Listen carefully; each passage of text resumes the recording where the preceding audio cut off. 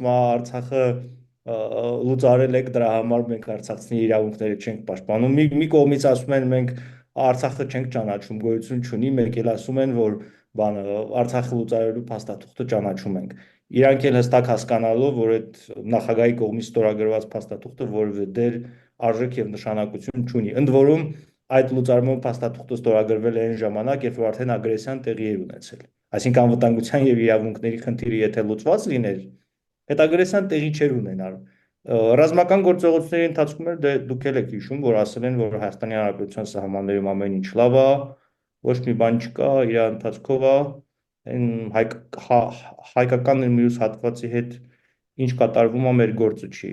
Հիմա այդ մնացած այդ ամեն ինչ ինչ որ մեջբերում են ընդամենը մեկ խնդիր է լուծում, որպեսզի ներազգային ատելության ֆոնի վրա